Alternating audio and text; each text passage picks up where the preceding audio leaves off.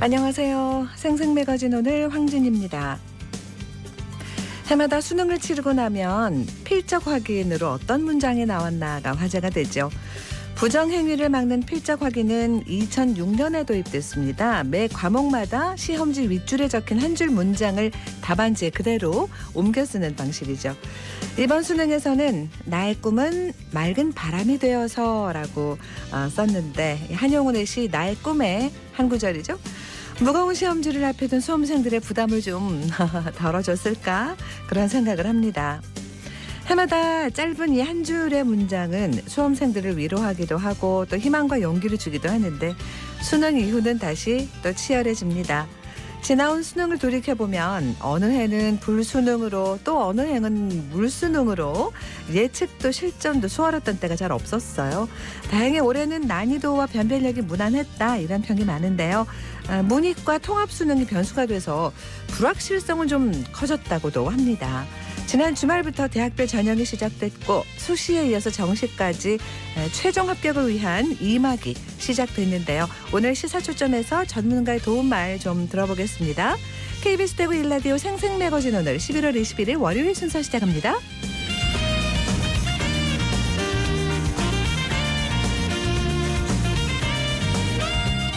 생생매거진 오늘은 대구와 경북 장민 모두가 함께하는 시사 정보 프로그램입니다. 오늘도 청취자 여러분 곁에 한 걸음 더 가까이 다가갑니다. 안동, 포항, 울릉 연결해서 날씨와 소식부터 전해드립니다. 안동입니다. 오늘 경북 북부 지역은 대체로 맑다가 구름 많아지겠습니다. 11월 하순이지만 예년보다 따뜻한 요즘입니다. 경북 북부 지역도 예년 이맘때보다 5도 이상 높은 기온으로 출발했는데요. 최저 기온 봉화 의성 2도, 안동 4도로 시작해서 낮 최고 기온은 안동 17도, 봉화 16도, 의성 15도까지 오를 걸로 예상됩니다. 모레까지 기온이 평년 수준을 웃돌겠고요. 낮과 밤의 기온차도 15도 안팎으로 매우 크니까요. 입고 벗기 쉬운 겉옷으로 체온 조절 잘하시길 바랍니다. 영주시 서천둔치에 들어선 아이신나 강바람 놀이터가 개장식을 갖고 본격적인 운영에 들어갑니다. 아이신나 강바람 놀이터는 지역 어린이들이 직접 기획한 공공놀이터로 경북에서는 처음으로 영주시에 조성되는데요. 이 사업은 영주시가 지난 1월 사업비 18억 5천만 원을 들여 영주교육지원청 앞 서천둔치 부지 6,900제곱미터의 짚라인과 암벽놀이터 등 8개의 놀이공간과 음수대, 화장실, 주차장 같은 편의시설, 벤치와 파고라, 그늘막을 갖춘 어린이 전용 야외 놀이터 공사에 착수해서 최근 완공했습니다. 놀이터 이용 시간은 오전 9시부터 오후 6시까지로 놀이시설은 유아와 초등학생만 이용 가능하고요. 벤치와 파고라, 쉼터 등은 누구나 이용이 가능합니다. 또 현장에는 놀이활동가들이 아동의 안전한 확보와 놀이터 안전관리를 위해서 배치돼서 더 안전하고 즐겁게 어린이들이 놀이터를 이용할 수 있을 전망입니다. 안동에서 전해드렸습니다. 이어서 포항입니다. 경북 동해안 오늘도 하늘 맑습니다. 아침 기온 9도로 시작했고요. 낮 최고 기온은 19도 안팎으로 어제와 비슷하겠습니다. 낮과 밤의 기온차 여전히 크게 벌어지니까요. 건강관리에 주의하시기 바랍니다. 한편 내일과 모레 경북 동해안 전역에 비 소식 들어있습니다. 비가 오고 나면 기온은 급격히 떨어질 것으로 예상됩니다. 백사장 유실로 해수욕장의 기능을 잃어서 지난 2007년 폐장한 포항 송도해수욕장이 내년 여름 다시 문을 엽니다. 송도해수욕장은 우거진 소나무 숲과 은빛 모래로 경북 동해안을 대표하는 관광지였는데요. 하지만 포항에 철강산업단지가 조성되고 송도동이 도시화하면서 차츰 모습이 바뀌었고 태풍 등으로 모래가 유실되면서 해수욕장으로서의 기능을 상실했습니다. 해수욕장을 복원하기 위해 포항시와 포항지방해양수산청은 지난 2012년부터 다시 공사를 시작했는데요. 수중 방파제 설치와 함께 모래 15만 세제곱미터를 채우는 양빈 공사를 진행했고요. 지난해 10월 복원을 위해 할 수 있는 모든 공사가 끝났습니다. 포항시는 내년 상반기에 송도해수욕장 지정 승인을 해양수산부에 신청할 방침인데요. 개장에 맞춰 바다시청이나 샤워장을 건립하는 방안도 추진하기로 했습니다. 송도해수욕장 재개장으로 다시 경북 동해안의 대표 피서지라는 명성을 회복해서 지역경제 활성화에도 기여했으면 좋겠습니다. 지금까지 포항이었습니다. 이어서 울릉입니다. 울릉도와 독도는 맑은 하늘 보이고 있습니다. 현재 기온은 어제보다 2도 높은 17도, 습도는 70%입니다. 동해 중부 먼바다에는 남서풍이 불면서 0.5에서 1m의 잔잔한 물결이 일고 있습니다. 오늘 여객선은 정상 운항합니다. 울릉군의 고질적인 교통 혼잡 문제를 해결하기 위한 자리가 마련됐습니다. 지난 16일 울릉군은 여객운수 업체와 이장 등 관계자들을 대상으로 도동항 교통소통 대책 간담회를 개최했는데요. 도동항은 여객선 터미널이 위치한 울릉의 관문이자 대표적인 상권 발달 지역이지만 좁은 도로와 주차 공간 부족, 다양한 여객선 입출항으로 관광 성수기 교통 정체가 빈번한 곳입니다. 울릉군은 이번 간담회에서 나온 이해관계자들의 의견을 적극 반영함과 동시에 100만 관광시대 준비의 일원으로 교통인프라 구축에도 힘쓰겠다는 계획인데요. 주민과 관광업계 등 관계자들의 의견이 고루 녹아들어 교통 불편을 줄일 수 있는 최적의 방안이 마련됐으면 좋겠습니다. 지금까지 울릉이었습니다.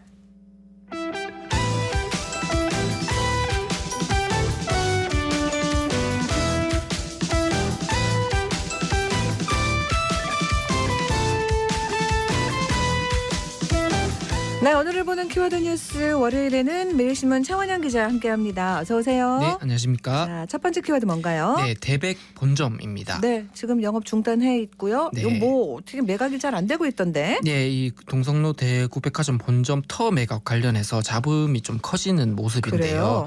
이 본점 부지 매입을 시도했던 부동산 개발업체 JHB 홀딩스가 이 대백을 상대로 계약금 반환을 요구하면서 지금 법적 대응에 나섰습니다. 여기에 이제 대백은 맞대응 방침을 밝히면서 그 배경에 이 관심이 쏠리고 있는데요. 예.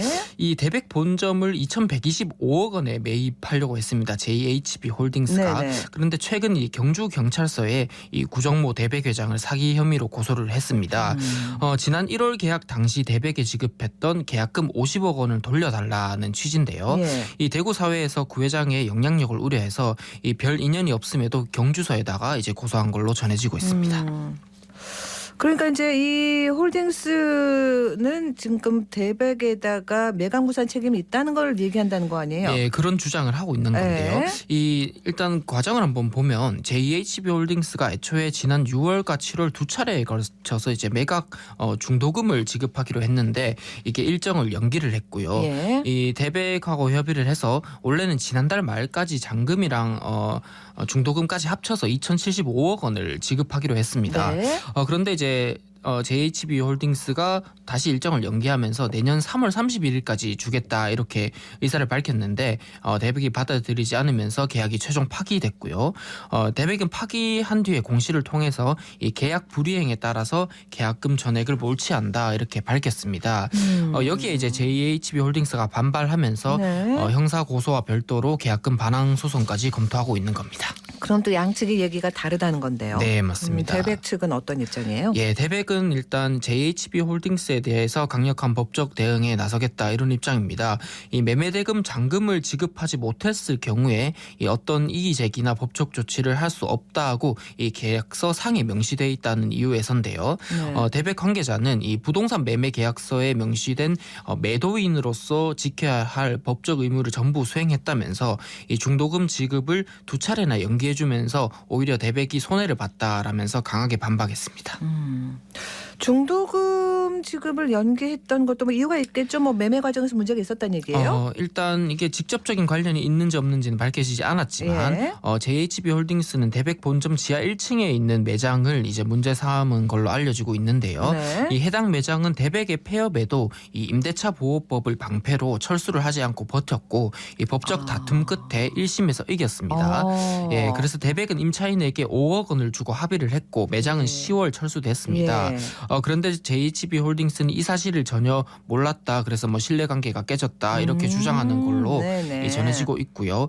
이 부분에 대해서 이제 대백 측은 이 잔금을 낼 때까지 임차인을 내보낸다고 계약서에 명시를 했고 이 10월 말 이전에 모든 문제가 종결됐기 때문에 JHB 홀딩스가 잔금을 예정대로 치렀으면 이 소유권 이전에 전혀 문제가 없었다. 이렇게 반박을 하고 있습니다. 아이고, 네. 어떻게 될지 좀 지켜보겠습니다. 네. 다음 키워드는요? 예, 공공기관 혁신입니다. 네. 어떤 소식이에요? 예, 민선 8기 들어서 통합하고 개편된 대구 7개 공공기관의 신임 대표 취임이 지금 마무리됐고요. 이 대구시는 구조혁신의 완성도를 높이려고 이 경영혁신 계획안을 마련을 했습니다. 네. 이 경영혁신안이 9월 29일 엑스코를 시작으로 해서 지난 14일 대구문화예술진흥원까지 모든 통폐합 기관들이 순차적으로 공개를 했는데요. 이 각 기관들은 재정 건전화 그리고 공공 서비스 혁신을 목표로 해서 조직을 개편하고 임대료를 깎고 불필요한 경비 감축 이런 방안을 마련했습니다. 네. 이에 따라서 통폐합 기관들은 연간 238억 원을 절감을 하고 또 4년간 인력 261명을 감축할 걸로 이제 집계됐습니다. 네, 뭐 각 기관별로 혁신안이 다 나와 있겠죠? 네네. 우선 대구교통공사는 대중교통 서비스 플랫폼 마스를 도입해서 이 효율적인 대중교통 환승 체계를 구축해 이 공공교통 종합기관으로 거듭난다 이런 비전을 밝혔고요. 네. 또 대구도시개발공사 같은 경우에는 대구 경북 통합신공항 건설하고 군부대 이전 같은 이제 좀 굵직한 역점 시책 사업을 추진을 하고 예. 또 취약계층 주거복지 사업에도 방점을 두겠다 이렇게 밝혔습니다. 그리고 대구 공공시설관리공단은 환경이나 교통, 체육 등 이제 공공시설 관리 방식을 좀 디지털화하고 그리고 나들이콜 개편 같이 시민 편의 증진을 우선시하겠다 이렇게 했고요. 대구 행복지능사회서비스원은 전국 최초 복지 통합기관으로서 생애주기 맞춤형 통합 서비스를 제공하겠다 이렇게 네. 밝혔습니다. 이외에 뭐 경제 문화 관련 공공기관들 계획도 나왔습니까? 맞습니다. 대구TP, 대구테크노파크는 우선 대구시 5대 미래산업을 좀 집중적으로 지원을 하고 특히 인공지능, 블록체인, 빅데이터, ABB 산업이라고 하죠. ABB 펀드를 조성해서 관련 기업 유치에 힘쓰겠다 이렇게 밝혔습니다. 네. 또 대구디지털혁신진흥원은 이 수송 알파시티하고 동대구 벤처밸리를 중심으로 해서 디지털 혁신 거점을 조성을 하고 여기에 필요한 인재 양성과 기업 유치에 힘쓰겠다 이렇게 했고요. 또 대구문화예술진흥원은 월드클래스 콘텐츠를 육성하고 시립예술단 혁신을 추진해서 이 문화예술 관광 연계를 통해서 상승 효과를 내겠다고 했습니다. 그리고 엑스코는 전시 경쟁력 강화, 대구신용보증재단은 소상공인 경영 안정화 지원 확대 등을 내세웠습니다. 그래요. 대구 의료원 혁신안 나왔습니까? 아직 안 나왔어요? 안 났는데요. 네. 이 대구의료원은 이제 공공의료 서비스 기능 강화를 일단 골자로 한 경영혁신안을 이달 말쯤에 발표할 예정이고요. 네. 또 내년 3월에는 이제 대구경북연구원에서 분리되는 대구정책연구원도 지금 경영혁신 계획 발표를 준비하고 있습니다. 네, 자 혁신 목표를 현실적으로 이룰 수 있는 방법들이 나오면 좋겠습니다. 네. 다음 키워드는요? 예, 칠성야시장입니다. 네, 아이고 칠성야시장도 3년 됐군요 개장한 지. 네. 겨울엔 영업 어떻게 합니까? 예, 지금 칠성야시장 입점 상인들하고요. 운영권자인 대구전통시장진흥재단에 이 재계약 여부하고 동절기 휴장을 두고 갈등이 좀 생기고 있는데요. 예. 지금 상인들은 재단 측의 갑작스러운 운영 방식 변경 때문에 생계에 위협을 받고 있다 이런 주장인데 이 재단 측은 야시장 운영 규약에 따른 조치로 사전 통지가 이루어졌다면서 조금 엇갈린 주장을 펴고 있습니다. 운영 방식이 어떻게 달라지는 거예요? 예, 변경된 운영 방식의 핵심은 재계약 기간하고 동절기 휴장인데요. 네. 이 칠성야시장은 지난 3년 동안 별도의 평가 없이 상인들과 1년 단위로 계약 연장을 해왔는데 이 지난달부터는 계약 기간을 올 연말까지로 제한했습니다. 내년 3월에 입점할 상인을 다시 전면 재선발한다는 그런 이유 때문인데요. 그래서 지금까지 동절기에는 재단 측이 입점 상인들의 의견을 묻고 또 주말만이라도 개장해서 매출을 올릴 수 있었는데 올해는 상인 여론과는 무관하게 내년 1, 2월에는 휴장하겠다 이렇게 좀 통보를 했다고 합니다. 네. 그래서 상인들 입장에서는 갑작스러운 운영 방식 변화에 좀 당황하는 그런 모습이고 또 내년 3월 만약 재선발에 떨어지면 갈 데가 없다는 반응과 함께 네. 이 동절기 생계를 이어나가야 하니까 이제 동절기 휴장을 좀 재검토해달라 이런 입장입니다. 그러면은 전통시장 재단 이쪽은 또 어떤 얘기를 해요? 예, 재단 측은 칠성 야시장 운영 규약상 야시장 매장의 계약 기간이 원래 1년이고 매년 이 영업 실적이나 관리 규정 준수 등을 평가해서 5년까지 계약을 연장할 수 있다고 반박을 했습니다. 또 이제 코로나19 때문에 상인들이 좀 줄면서 그동안은 별도의 평가가 없이 이 계약이 연장됐을 뿐이고 이번 재평가는 운영 규약을 원래대로 준수한 조치다 이런 설명인데요. 예. 그 사전 교감이나 뭐 통보가 없었다 이런 주장에 대해서도 사전에 충분히 설명했다 이렇게 그래요? 밝혔고요. 또 재단 관계자는 다만 기존 상인들에 대해서는 재선발 시 가점을 좀 주는 방안을 고려는 해보겠다 이렇게 말했습니다. 네, 이것도 지켜보겠습니다. 네. 다음 키워드는요. 예, 안동 예천 행정 통합입니다. 네. 안동과 예천 행정통합 좀 진행하고 있습니까? 현재 좀 답보 상태인데요. 네. 지난달 말에 예천 안동 행정구역 통합 신도시 추진위원회가 출범을 했습니다. 추진위는 오늘부터 이 경북도청 신도시 주민들을 대상으로 본격적인 안동 예천 행정통합 필요성 홍보하고 서명 작업에 돌입했는데 신도시 추진위가 이 통합의 필요성을 이렇게 얘기하고 있습니다. 신도시 내 행정 일원화를 위해서 좀 주민 불편 사항도 줄이고 생활권하고 행정권을 합쳐서 행정기관 이용의 불편을 줄여야 한다 이렇게 주장을 하고 있는 건데요. 네. 또 예천 안동의 행정구역 통합 논의에 시 국민이 좀 공개적으로 참여를 하도록 공론장을 만들고 경북도와 시군의 조례 제정도 요구를 하겠다 이런 방침입니다. 네. 이 권중군 추진위원장 얘기를 들어봤는데요. 안동시와 예천군의 인구수의 100분의 1 정도 되는 2,000명의 서명을 받아서 행안부에 제출할 것이라고 하면서 예. 또 동시에 양도시 단체장하고 정치권의 의견을 보내서 이 통합을 위한 공론화를 이끌어낼 것이다 이렇게 밝혔습니다. 행정구역 통합이 될 수도 있고 안 될 수도 있잖아요. 예, 좀 현재로서는 오리무중인 상태인데 네. 추진위는 일단은 안동 예천 두 지역 단체장하고 정치권의 통합에 필요한 공론화 과정을 제대로 못 만들어내면은 네. 이제 행안부의 경북도청 신도시 별도 행정구역 설립에 나서는 방식으로 좀 독자 생존의 길을 찾겠다 이렇게 강한 주장을 얘기하고 있습니다. 이게 경북도청 신도시는 사실 네. 뭐 그러니까 이름도 따로 지금 없잖아요. 그죠? 그게 없죠. 이제 뭐 행정구역 통합한다면 이런 거랑 연계된 거 아닙니까? 맞습니다. 좀 네. 다른 지역을 보면 충남도청 신도시는 내포 신도시라고 부르고 네. 전남도청 신도시는 남악 신도시라고 부르는데 네. 이 경북도청 이전 이후 한때 신도시 이름을 정하려는 움직임이 도청 신도시에 있었는데 이 신도시 이름을 지으면은 안동시와 예천군에서 또 별도로 분리된 행정구역으로 이렇게 만들어질 거다 이런 것을 우려한 지역 정서가 있었습니다. 그리고 주민들의 주민들이. 반대 네. 때문에 이게 공론화되지 못하고 그렇군요. 무산이 됐습니다. 네. 알겠습니다. 과정을 또 한번 보도록 하겠습니다. 네. 다음 키워드는요? 네. 대구 스포츠 기념관입니다. 뭐 이 스타디움에 있는 그거 말씀하시는 거죠? 네, 맞습니다. 시체육회가 수탁해 운영 중인 대구 스포츠 기념관이 이제 콘텐츠 다양화가 필요하고 또 대시민 홍보도 더 활성화해야 된다. 이런 필요성이 제기됐는데 네. 지난 18일 열린 대구시 의회 문화복지위원회 행정사무감사에서 대구시의원들이 대구시 스포츠 기념관 활성화를 위해서 좀 대구체육회가 좀 많이 노력해야 된다. 이런 주문을 그게, 했습니다. 예, 어디 있는지 뭐 하는 데인지 모르는 네. 분들이 많아요, 사실. 인지도가 많이 낮고 맞습니다. 예, 마지막으로 10년 정도 최신 정보 교체도 없었고 대부분 개관 당시 콘텐츠가 전부라고 그렇군요. 합니다. 네. 그래서 애초에 프로축구단 대구FC가 운영을 맡았는데 빈약한 콘텐츠, 부실한 관리 등으로 대구시 체육회가 올해 1월에 수탁받아서 지난 6월에 재정비를 그렇군요. 했습니다. 다시 뭔가 방법을 찾아주시길 바랍니다. 네. 오늘 여기서 마무리할게요. 고맙습니다. 네, 감사합니다. 오늘 키워드 뉴스 매일신문 차원영 기자와 함께했습니다.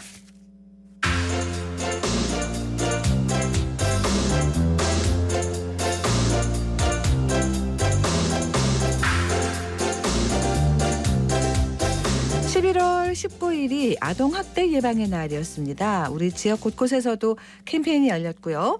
또 대구 북구에서는 아주 특별한 전시회가 열려서 윤가영 리포터가 다녀왔습니다. 가영 씨 어서 오세요. 네, 안녕하세요. 네. 네, 대구 북구청에서는 아동학대 예방의 날을 맞아 북구청 로비에서 아동학대 예방 홍보 전시회를 열었습니다. 네. 북구의 칠성동 한 대형마트와 7국의 대형마트 앞에서는 목요일과 금요일 북부경찰서와 강북경찰서 그리고 아동 전문 보호기관 등이 함께 어른들을 대상으로 아동학대 예방 연합 캠페인을 벌였는데요. 네. 마트에서 장을 보고 나오는 분들도 발걸음을 멈추고 캠페인에 관심을 가져주셨습니다. 캠페인 현장 모습과 담당자에게 자세한 이야기 들어보시죠. 아동학대 관련 퀴즈를 풀고 나면 부모와 자녀가 함께 인증샷을 찍을 수 있도록 하는 그런 저희가 프로그램을 진행을 하고 있습니다. 퀴즈는 징계권 폐지가 민법 제 몇 조일까요? 긍정양육의 원칙, 그다음에 아동학대 신고는 몇 번으로 해야 될까요? 하는 그런 문제입니다. 대구 북부 아동보호 전문기관에서 나왔는데요. 아동학대 예방 및 근절을 위한 서명운동 받고 있습니다. 서명 부탁드릴게요. 신고 112 신고 부탁드릴게요. 네, 감사합니다.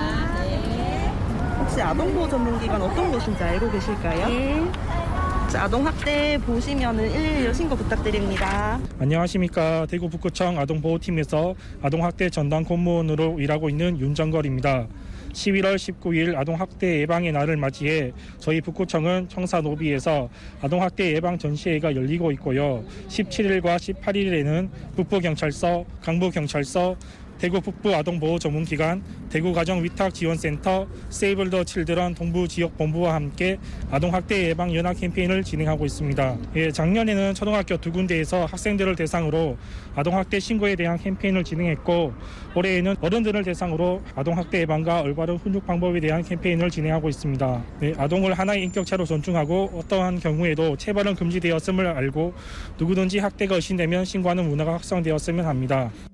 아동학대 신고 전화가 지금 112 그거 하면 돼요? 네, 네. 112번으로 익명으로 신고가 가능하고요. 네. 개인정보는 철저하게 보호를 받을 수 있습니다. 네. 이 어른들은 아직 아이라서 몰라 하면서 쉽게 어이구. 언어적 학대를 하는데요. 이 아동을 온전한 인격체가 아니라 부모의 소유물로 보는 시선부터 바로 잡아야 할 것 같다면서 이 작은 전시회도 열었습니다. 다 합니다. 다 안 네, 돼요. 예. 맞습니다. 이 아이들에게 상처 주는 100가지 말을 선정해 그 말을 들을 때 아이들이 느끼는 감정을 그림으로 표현을 했는데요. 그림 밑에는 어떻게 표현하면 좋을지 전문가의 의견도 안내가 되어 있었습니다. 전시회 담당자에게 자세한 이야기 들어봤습니다. 네, 안녕하세요. 저는 세이브 더 칠드런 동부지역본부 정민경이라고 합니다. 이번에 세이브 더 칠드런이랑 대구광역시 북구청이랑 함께하고 있는 그이다 100가지 말상처 전시회는 아동을 온전한 인격체가 아니라 부모의 소유물로 보는 시선을 바로잡고자 아이들에게 상처 주는 말 100가지를 선정했고 그리고 그 말을 들을 때 아이들이 느끼는 감정을 그림으로 표현해서 아이들의 마음과 마주할 수 있는 자리를 마련하였습니다. 흔히 저희가 아이들한테 너 때문에 못 살겠다 혹은 너 왜 나는지 모르겠다 이런 말은 사용하지 말아달라 혹은 너 왜 그 모양이야 라고 화가 났을 때 어머님들이 말을 하시는데 그럴 때는 이제 실수를 했구나 괜찮다 그리고 다음엔 이렇게 보는 건 어떨까 라는 식으로 말을 바꿔서 할 수 있는 내용도 담겨 있어요. 이런 모든 100가지 내용은 검색 사이트에 세이브 더 칠드런 그리다 100가지 말상처라고 검색하시면 모두 다 보실 수 있고 또 내가 평소에 아이에게 상처가 되는 말이나 얼마나 하고 있는지도 스스로 체크해 볼 수 있습니다. 그래서 사이트 한번 기회 되시면 접속해 보시는 것도 좋을 것 같습니다. 예.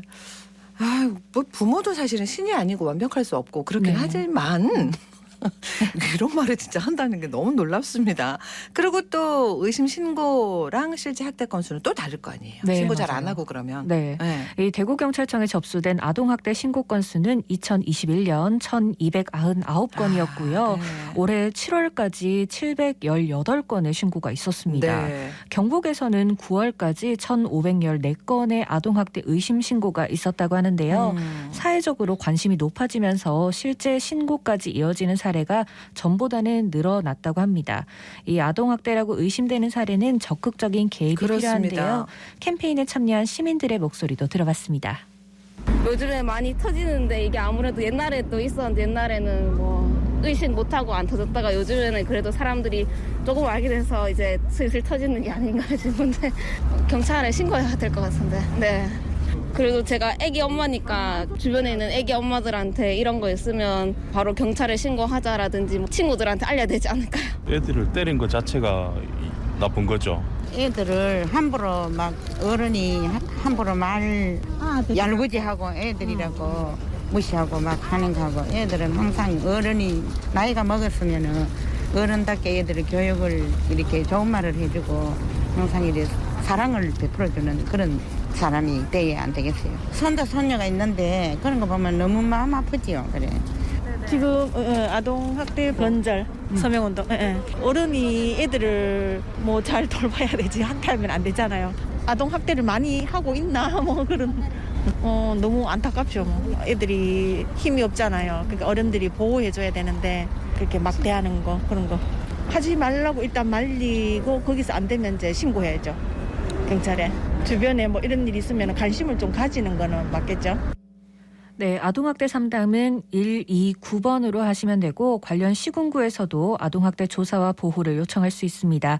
내 아이뿐만 아니라 다른 아이들도 건강하게 성장하는지 주변을 살펴주시면 좋겠습니다. 그래요. 잘 들었습니다. 고맙습니다. 윤가영 리포터였습니다.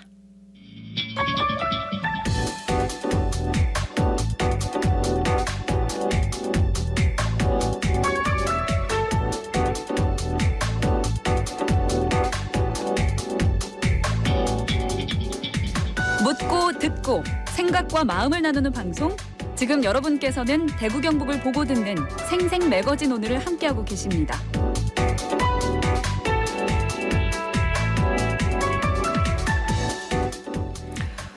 올해 수능 시험을 친 재학생들은 코로나로 사실 원격 수업도 많이 했고, 아이고 3년 내내 마스크 쓰고 막 이렇게 공부하고 그래가지고 정말 힘들게 공부했을 거예요. 수험생, 학부모, 선생님들 모두 고생 많이 하셨고, 이제 가채점 결과 이제 다 해가지고 앞으로 어떻게 해야 하나 준비들 하고 계실 텐데, 오늘 경신고등학교 허준일 진학부장 전화 연결해서 얘기 좀 나눠보겠습니다. 안녕하세요. 네, 안녕하세요. 경신고 허준일입니다. 다들 모두 고생하셨습니다. 지난 주말에 면접 논술 시작됐어요, 그죠? 네. 학생들 얘기 좀 많이 들어보셨죠? 네, 학생들이 이제 주말에 이제 올해가 통합평수능 두 번째라서 작년 가채점 시기보다는 혼란이 좀 덜하긴 한데 그래도 여전히 혼란은 많고 그래서 거기다가 작년 대비했을 때 이제 과목별 점수 구성이나 이런 어떤 변화들이 많아서 주말에 면접, 논술 이런 데 응시해야 되는지에 대한 고민이 되게 많았습니다. 지금도 진행 중입니다. 아, 그렇죠. 모니카 통합 두 번째다 금방 얘기를 해주셨습니다만 작년에 막 불수능이었다 이랬던 기억이 나거든요. 네. 올해는 어떻게 보세요? 아이들 뭐라 그래요? 역대급 불수능이 작년이었고 그것보다는 확실히 좀 괜찮았다. 좀 경이한 건 맞는데 그래도 어려운 시험이고요. 과목별로 보면 국어 영어는 작년 대비 조금 이제 평이해졌고 수학은 작년 수준하고 비슷하게 이제 어려웠습니다. 그리고 이제 탐구도 몇몇 과목을 제외하고는 이제 어려웠다는 평가가 지배적이고 그렇습니다. 그래서 이제 통합평수능에서 국어와 수학의 선택 과목 그리고 탐구 선택, 이제 과목 선택에 의한 유불리가 생긴다는 게 이제 거의 확실한 사실이어서 이제 난도가 적절한가 뭐 이런 부분에 대해서 늘 나오는 얘기고 의문점은 맞습니다. 네. 그러니까 뭐 수학 막 되게 어려운 거 하나 내가지고 그걸로 변별력 가르고 이렇게 하는 건 진짜 문제 있다 그런 얘기 계속 나오고 있는데 잘 안 바뀌는 듯합니다. 이것도 그죠?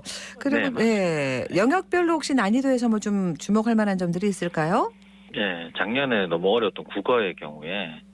작년에는 이제 국어 1등급이 표준 점수에 따라서 총 한 17개 구간으로 이제 구분이 되었었는데 올해는 10개 정도로 이제 줄어들 것이다라고 예상이 되고 그래서 이제 상위권의 경우에는 국어 영향력이 작년보다는 좀 낮아질 것이다라고 예상이 됩니다. 근데 요 안에서 이제 선택 과목 언어와 개체 쪽으로 쏠림 현상이 심해져가지고 이제 동일한 원점수를 받더라도 이제 저 표준 점수에 대한 어떤 편차 이런 것들이 더 벌어지지 않나 싶고 이제 수학의 경우에도 이제 작년과 비슷하게 좀 어려운 수준이다라고 보이는데 이제 소위 말하는 우수한 졸업생들이 이제 많아져가지고 원점수 100점, 96점, 92점을 받는 학생 수가 이제 많아진 것으로 파악이 되고 있어서 이제 최상위권에서의 변별력은 작년에 비해서 약간은 뭐 떨어질 수도 있지 않나 뭐 이렇게 생각이 됩니다. 아울러서 이제 공통 과목에서 일부 문항이 까다롭게 출제가 되는 부분이 있어서 중상위권에서는 수학 영향력이 좀 더 커질 거다. 뭐 이 정도로 예상이 되고 있습니다. 아무래도 수험생들은 국어와 수학 그 선택 과목 유불리를 많이 걱정하잖아요. 올해는 어떻게 될 거라고 보세요? 뭐 두 가지식으로 말씀드리면 유불리는 분명히 존재한다. 이렇게 기억을 하셔야 될 것 같고 이제 최고 표점 그러니까 이제 원점수로 만점인 경우에는 이제 국어는 두 과목 간의 표준 점수 차이가 3점. 수학은 세 과목 간에 이제 표준 점수가 2, 3점 정도는 발생할 것으로 예상이 됩니다. 이것은 이제 요거는 이제 작년하고 거의 같은데 이게 기본적인 구조 자체가 그럴 수밖에 없기 때문에 이제 평가원 이제 출제 기관에서는 나름대로 이 유불리를 줄이려고 공통 과목을 난도 있게 뭐 출제했지 않나 그래서 나름대로 노력 많이 했지 않나 싶고요. 근데 이제 문제는 방금 아나운서께서 말씀하셨지만 만점을 받았는데도 내가 특정 과목을 선택했다는 이유 때문에 유불리가 발생한다. 요거는 이제 항상 이제 문제가 되는 부분이고 이제 이 유불리가 항상 있는 상수다. 이렇게 생각하시면 될 것 같습니다. 학생들도 대부분 이제 가채점 다 해놓고 그리고 입시 기관들도 이제 등급 컷 발표하지 않습니까? 네. 예, 가채점으로 뭐부터 판단을 해야 되는 거라고 얘기해 주실 수 있을까요? 첫 번째는 이 통합형 수능 때문에 예전에 비해서 가채점 점수를 조금은 이제 보수적으로 해석을 해야 됩니다. 그렇죠. 이 국어 수학의 그 선택 과목 유불리 때문에 이것을 완화하기 위해서 공통 과목 점수를 활용한 선택 과목 조정 점수를 이제 산출하고 그 뒤에 이제 이 각 영역의 응시생 전체를 대상으로 표준 점수를 산출하는 기본적으로 아주 복잡한 과정입니다. 그래서 현재 점수를 가지고 본인 성적을 정확하게 예상하기는 어렵기 때문에 가채점 결과를 이제 보수적으로 활용하셔라. 네. 그래서 대구 말로 아리까리하면 그 이제 일본식 표현인 것 같습니다. 그거 선생님. 아유 죄송합니다.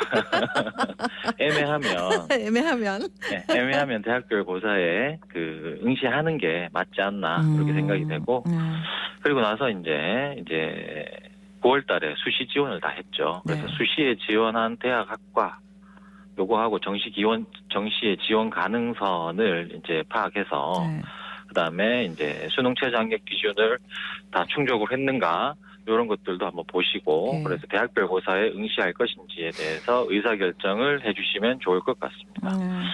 그다음에 이제 또 하나 잊지 마셔야 될 게 이제 대학별로 수능 반영 유형에 따라서 이제 본인 점수를 분석해야 되는데 정시는 수시만큼이나 이제 아주 복잡합니다. 그래서 정시에서 수능 반영이 이제 과목이 몇 개의 과목이 반영되는가, 그다음에 점수는 어떻게 활용하는가, 가중치는 어떻게 되는가 이런 이제 방식을 다각도로 분석해서 본인에게 가장 유리한 점을 이제 찾아야 될 것 같습니다. 그렇죠.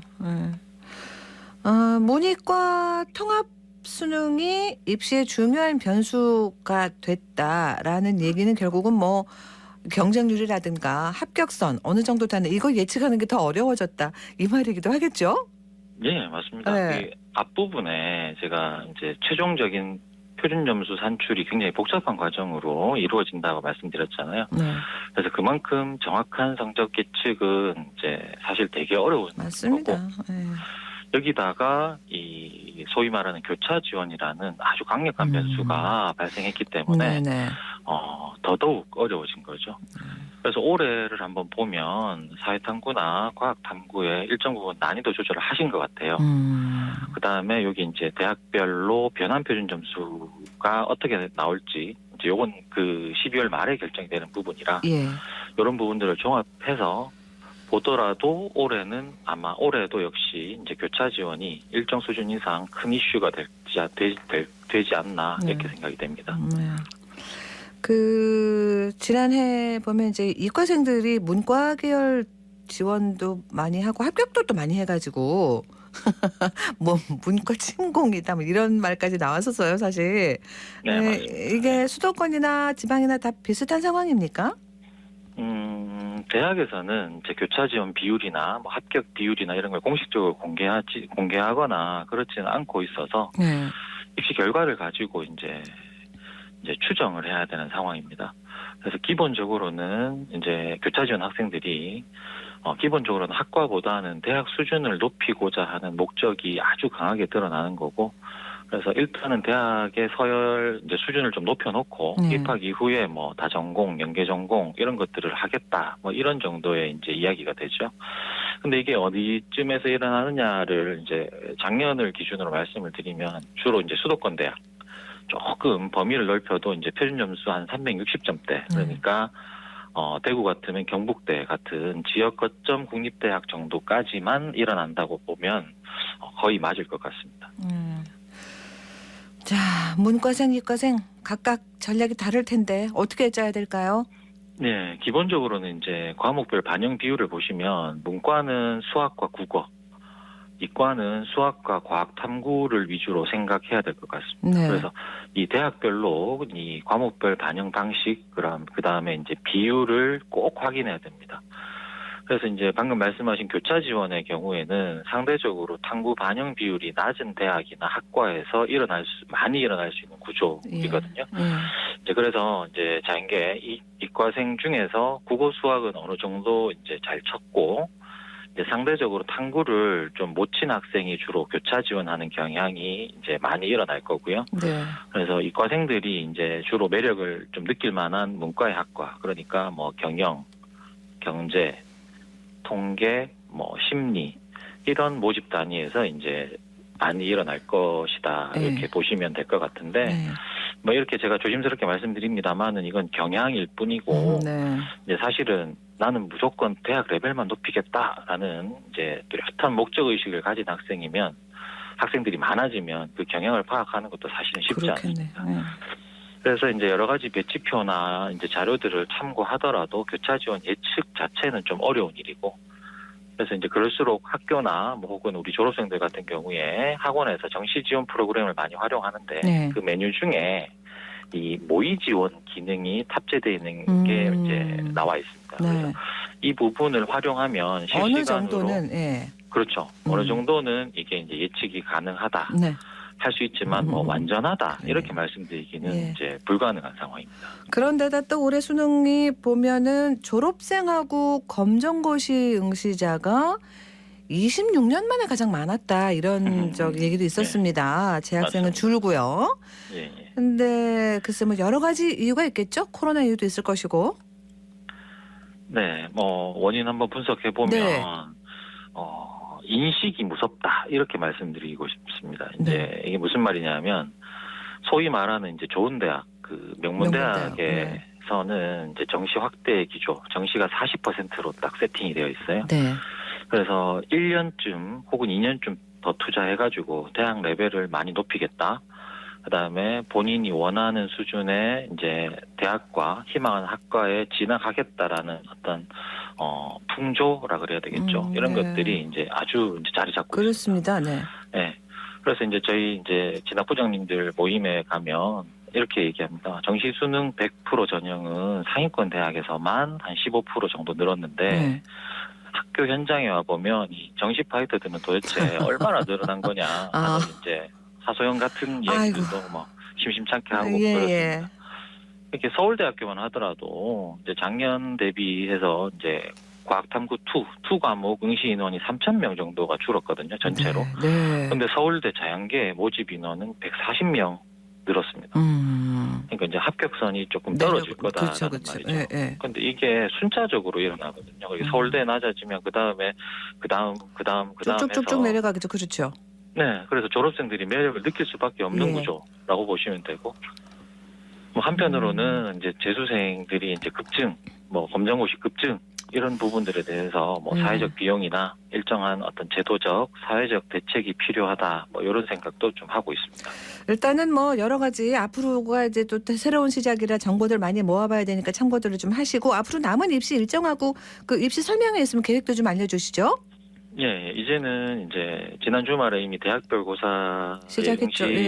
시작되어서 이제 가채점 성적 분석은 마무리되는 단계고, 12월 14일까지 이제 수시 대학별 고사가 진행되고 15일까지 최초 합격자 등 발표가 마감이 되게 됩니다. 이렇게 되면 이제 수시에 성공하게 되면 이제 올해 입시가 마무리되는 거고, 이제 수시에 성공하지 못해서 정시를 준비해야 된다 이렇게 되면 12월 9일에 수능 성적이 나오고 실채점 점수를 바탕으로 정시 요강을 분석해서 이제 모집군별로 지원 전략을 구성해야 됩니다. 입시 설명회는 뭐 아마 오늘 내일 이렇게도 되게 많이 진행되고 있고요. 뭐 이런 부분들 많을 거고, 한 가지 말씀드리면 실채점 성적이 나오고 나서 이제 통계 작업이 다 마무리되고 나면 12월 23일 대구 시교육청에서 정시 지원 전략 설명회가 예정되어 있습니다. 알겠습니다. 그래서 뭐 서울이나 뭐 괜찮은 분들 많이 오시니까 참여하시면 될 것 같습니다. 알겠습니다. 오늘 말씀 고맙습니다. 네, 감사합니다. 경신고등학교 허준일 진학부장과 얘기 나눴습니다.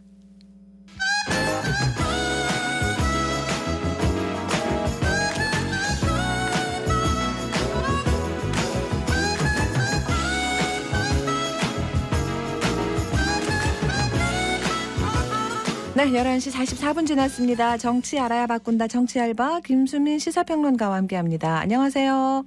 네, 반갑습니다. 예, 일단은 이 소식부터 해야 되겠네요. 지난주 금요일에 이재명 더불어민주당 대표 최측근 정진상 당대표 정무실장이 구속됐습니다.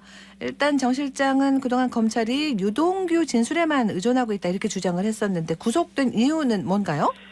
네, 보통 구속은 도주나 증거인멸의 우려가 있을 때 이루어지는데요. 도주의 우려는 어떤 것이냐 했을 때 실형이 나올 것 같다라고 하면은 도주의 우려가 어느 정도 인정이 됩니다. 특히 뇌물 혐의를 받아왔기 때문에 도주 우려, 그러니까 실형 받을 가능성을 사법부에서 어느 정도 본 것 같고요. 그리고 그 동안에 그 진술에만 의존했다라고 하는 것보다는 어느 정도는 물증이라든지 뒷받침이 되고 있지 않은가 이런 관측에 좀 더 힘을 실어주는 결과입니다. 다만 정진상 실장이 4가지의 혐의 중에서 어떤 것 때문에 구속이 되었는지 이것은 알 수가 없는 부분이고요. 또 물증이 어디까지 뒷받침되었는지 이것도 알 수가 없는 부분입니다. 최근 들어서 검찰의 피의자 신문 조서 같은 경우는 법원에서 피의자가 효력을 부인을 하면 증거 능력이 없어지는 그런 이유가 있기 때문에 검찰 입장에서도 만약 증거가 있다고 해도 결정적으로는 제시를 안 했을 가능성도 있고요. 그리고 증거가 어느 정도 있는지 이것은 재판을 가봐야 아는 문제다. 이것은 분명히 전제를 해두겠습니다. 네. 지금 김용 민주연구원 부원장 정진상 실장이 구속돼 있습니다. 곧 그러면은 이재명 대표 소환 조사도 있을까요? 네, 이재명 대표 소환은 굉장히 거의 확정적이라고 봐야 될 것 같습니다. 김용 부원장에 이어서 곧바로 정진상 실장을 불러서 조사했고 구속까지 다 처리가 됐기 때문에 그렇다면 이를 징검다리로 해서 이 대표까지 가는 것으로 이미 짜여져 있는 게 아닌가라고 볼 수가 있겠습니다. 그리고 대장동 같은 경우는 이제 유동규 씨가 진술을 최근 들어서 조금씩 하고 있는데 배임에 대해서 윗선에 지시가 있었다 이런 진술이 나올지 말지 이 부분도 크게 관건이 될 것 같습니다. 다만 이 대표 소환을 조속하게 할 수 있을 것이냐 저는 그것은 아닐 거라고 전망을 해보는데요. 야당 대표를 불러서 조사한다는 것은 굉장히 힘든 작업이 될 겁니다. 그렇기 때문에 충분하게 가급적 수사를 최대한 하고 난 다음에 마지막 확인을 한다는 그런 심정으로 불러야 되지 이 대표부터 먼저 부른 다음에 구체적으로 혐의를 파고드는 이런 수사는 하기가 어려울 것으로 보이거든요. 그렇기 때문에 당장에 이 대표 소환이 임박했다 이렇게 볼 수는 없을 것 같습니다. 네. 자, 그렇다면은 앞으로 이제 이재명 대표의 민주당 내 리더십은 어떻게 되나 이것도 궁금합니다. 네, 정 실장이 구속되면서 그전보다는 리더십 위기 가능성이 커진 거는 분명한 사실일 겁니다. 하지만 사퇴론 같은 얘기는 당내에서 나오고 있지 않고요. 왜냐하면 민주당 당내의 라이벌, 이 대표에 필적할 수 있는 정치인이 없는 그런 상태입니다. 그렇기 때문에 대표직이 흔들릴 정도는 아니다라고 봐야 될 것 같습니다. 다만 당내에서 섣부르게 변호를 하지 말자, 좀 관망해보자 이런 비율은 좀 더 늘어날 것으로 보여지고요. 반대로 이 대표를 강하게 방어해왔던 의원들은 더욱더 강경한 모드가 될 것으로 보입니다. 이미 민주당 의원 6명이 지난 주말에 있었던 윤석열 대통령 퇴진 촉구 집회에 참석을 했습니다. 그러다 보니까 이 강경한 의원들은 더 강경하게 기울어지는 그런 현상이 일어날 것으로 봅니다. 그리고 그 노웅래 의원 지금 압수수색했단 말이죠. 근데 민주당이 좀 조용하다 이런 그 언론 보도들이 많습니다. 네, 민주당 대응이 이 대표에 관련해서에 비해서는 미온적이라고 보여지는데요. 첫 번째는 노웅래 의원의 비주류였던 영향이 있는 것 같고요. 두 번째는 혐의가 신빙성이 높아 보인다는 인식이 당내에서도 있는 것 같습니다. 이 상황에서 괜히 손을 댔다가 집단적 위기를 초래할 수도 있다 이런 우려가 있는 것 같고요. 다만 변수가 되는 것은 노웅래 의원에 대한 수사가 이정근 전 사무부총장 수사에서 출발을 했다는 겁니다. 이 전 부총장은 이미 사업가에게 10억 원 가까운 금품을 수수한 혐의로 최근 구속 기소가 됐는데요. 여기 공소장에 보면은 문재인 정부 장관급 인사나 민주당 의원 등이 한 10명 정도 실명이 담겨져 있습니다. 수사 확대할 가능성이 있는데 이 수사가 어디로 확대되느냐에 따라서 특히 민주당 지지층이라든지 핵심 당원들이 더 민감하게 생각하는 인물로 확대될 경우는 민주당 당 차원에서도 좀 사수하는 그런 모드로 갈 가능성이 좀 더 높겠다라고 볼 수가 있겠습니다. 그리고 오전에 뉴스에서도 많이 보도가 됐습니다만 지금 대통령실이 출근길 문답을 중단하기로 했습니다. 네, 이게 시점상으로는 MBC 기자와 지난 금요일이죠. 설전을 벌인 것이 계기가 된 것 같다라고 볼 수도 있겠는데요. 네. 하지만 좀 그거 하나로 이렇게까지 중단을 하는가 납득하기 어려운 측면이 분명히 있습니다. 그래서 그동안에 설화가 도어스태핑 와중에 잦게 일어났었고 또 기자들과 대면하는 불편함 이런 것들을 그동안 축적된 것이 아닌가. 그래서 더 이상 지속할 자신이 없어진 것은 아닌가 이런 의구심이 나올 것 같은데요. 일단은 도어스태핑을 중단했다면 뭐 정식 기자회견이라든지 이런 것을 자주 해야 참모 뒤에 숨지 않는다라고 했던 윤 대통령 약속을 지킬 그런 의지가 있는 것인지 이게 좀 확인이 될 것 같습니다. 어쨌든 당분간 중단 사태 이 자체로는 좀 부정적 효과가 클 것 같고요. 대통령실이 다른 방법으로 어떻게 수습할지 이것을 또 지켜봐야 될 것 같습니다. 이제 이게 다 이제 이어지는 이야기인 듯 합니다만, 그러니까 말씀하신 그 대통령실이 지금 대통령 전용기에 MBC 기자 배제한 거 이게 자꾸 커지고 있지 않습니까? 네, 그렇습니다. 네. 지난 주말에 대통령실하고 MBC 기자 쪽에 설전도 있었고요. 그 네. 뒤에 대통령실의 이재명 부대변인이 서명 브리핑으로 MBC 보도가 악의적인 이유를 제시를 했는데요. 최근에 있었던 논란, 예를 들면은 미국 방문 중에 비속어 논란이라든지 시사교양 프로에서 김건희 영부인 대역 배우 등장을 했을 때 대역이라는 것이 미고지됐던 거 이런 것들은 들어갈 것이라고 예측을 할 수 있었습니다. 근데 여기서 제가 좀 눈여겨본 부분은 2008년에 있었던 MBC의 광우병 보도를 대통령실에서 괴담 조작 방송이라고 표현을 했거든요. 그렇다면 이것은 이명박 정부와 MBC의 대결 그 시점을 다시 거슬러 올라가는 거 아니냐 이런 또 인식이 생겨날 수 있을 것 같습니다. 역대 보면은 정치권이 언론과 갈등을 하는 사례는 있었지만 예를 들어서 정권이 언론 전반과 갈등을 한다거나 아니면 야당인데 특정 언론사와 단기간 싸운다거나 이런 사례는 있었는데요. 네. 이 정부 대 특정 언론의 역사는 이명박 정부 대 MBC 그리고 이번에 윤석열 정부 대 MBC 이렇게 네. 사례가 흔하지 않습니다. 네. 최근에 보수 언론에서도 대통령실 대응에 대한 비판이 있는데 이게 MBC 논조에 대한 어떤 생각의 차이를 떠나서 정부가 언론 진영에 폭넓은 반발을 사고 있다라고 하는 이 현상은 분명해 보입니다. 이런 거 연계해가지고 좀 여론조사 결과 나오는 게 있죠. 네, 네. 지난주에 보면은 엠브레인 퍼블릭, 케이스텔 리서치, 코리아 리서치, 한국 리서치 이렇게 4개 기관이 11월 14일부터 16일까지 사흘 동안 전국 유권자 1,007명을 대상으로 전화 면접 조사 실시를 했습니다. 오차 범위는 95% 신뢰 수준의 플러스 마이너스 3.1%포인트인데요. 문항이 이제 전용기 탑승 배제, MBC 기자에 대한 배제에 대한 질문을 했는데요. 부정적인 응답이 65%, 긍정적인 응답이 28%였습니다.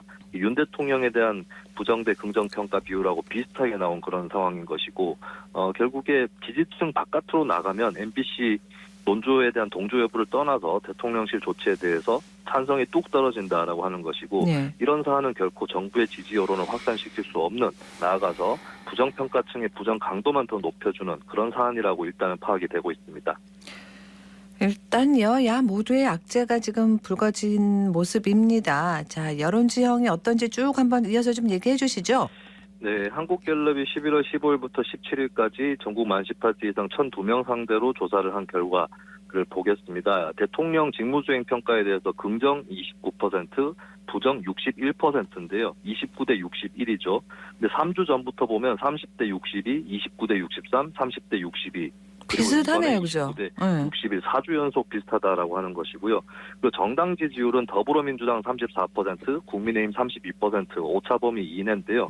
이것도 3주 연속 그렇습니다. 같은 수치입니다. 네. 또 5주 연속 오차 범위 이내라고 하는 것이고요. 이게 첫 번째로는 전국 흐름에 숨가쁜 사건들 계속 일어나고 있는데도 추가적인 변화는 잘 일어나지 않는다는 점이 보일 수 있겠습니다. 그 두 번째는 대통령 지지율이 더 내려가지는 않는 걸로 봐서 일단 바닥을 쳤다라고는 볼 수 있는데 다만 반등 역시도 매우 어려워 보인다. 회복 탄력성을 잃었다. 여론이 딱딱해져 있다. 이렇게 볼 수 있겠습니다. 그리고 세 번째 대통령 지지도 저조에 비해서 야당 지지율도 썩 오르고 있지 않은 그런 모습이 또 보이고 있죠. 네, 이게 여론이 고착화된다는 걸로 봐도 될까요? 네, 그렇다고 봐야 될 것 같습니다. 그리고 윤석열 정부 같은 경우는 여론이 좀 지지할 수 있는 조치나 정책들이 별로 나오지 않고 계속 그 반대 사례는 나오고 있는데 또 그전에 있었던 인사 논란, 배우자 리스크 이런 것들도 계속해서 일어나고 있는 그런 상황입니다. 그리고 이제 이재명 대표 사법 리스크가 불거졌는데도 윤석열 정부의 지지율은 결집되고 있지 않은 모습이 보이는데요. 그러니까 민주당에 문제가 있다고 해서 현 정부를 지지할 수는 없다. 이런 인식이 상당한 세를 얻고 있다라고 봐야 될 것 같습니다.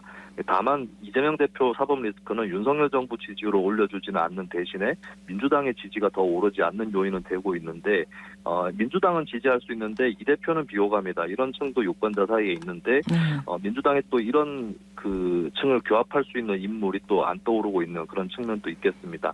저는 이 상태에서 어느 쪽이 더 유리해질 것이냐 했을 때 스스로 쇄신하는 쪽이 더 유리해질 것이다. 그러니까 상대방의 잘못이 나의 이익이 되는데도 한계가 있다는 것이 보여졌기 때문에 스스로 쇄신하는 그런 모습을 보여야 될 것 같고요. 그렇지 못하다면 아마 다음 선거라든지 총선 여기서는 투표율이 떨어질 것이고 아니면 새로운 정치 세력이 등장하는데 국민 기대가 쏠릴 수도 있다. 알겠습니다. 이렇게 보여집니다. 중요한 게 더 남았는데 다음으로 미뤄야겠습니다. 오늘 여기서 마무리할게요. 고맙습니다. 예, 감사합니다. 네, 김수민 씨였습니다. 교통정보입니다. 김현지 리포터. 네, 먼저 시내도로 상황입니다. 신천대로 상동교 방향 어려움 없이 지납니다. 반대 방향도 동신교 지하차도에서 침산교 지하차도 일대 긴 지체 없이 이동합니다. 동북로도 연암내거리에서 공산수원지 3거리까지 소통 잘 되고 있고요. 화랑로 망우당구가차도에서 효목내거리 구간도 지체나 정체 없이 지납니다. 아양로는 아양교에서 큰고개오거리까지 무난하게 지나고 달구벌대로 만촌에서 범어내거리 양방향도 수월합니다. 지금은 수성교 지나 삼덕내거리까지 원활하고요. 수성교 부근에 있던 사고 차량 이동 조치됐습니다. 그다음 고속도로 상황입니다. 이 시각 경부고속도로 서울 방향 주목하셔야겠습니다. 금호관림목 138km 지점 4차로에서 화물차 고장 처리 중인데요. 구간 1km 정도 속력 떨어집니다. 지금까지 이 시각 교통정보였습니다. 대구시가 오늘 오후에 2022년 대구시 공공보건의료기관 협의체 성과 공유회라는 걸 합니다.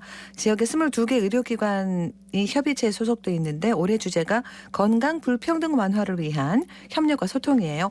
감염병 예방 관리부터 취약계층 지원, 정신건강 문제 해결까지 다양한 지역의 사례를 공유하고 토론하는 시간이라 공공의료 현안들 다시 보는 시간이 되면 좋겠습니다. 11월 21일 월요일 생생매거진 오늘 여기까지입니다. 함께해 주신 여러분 고맙습니다.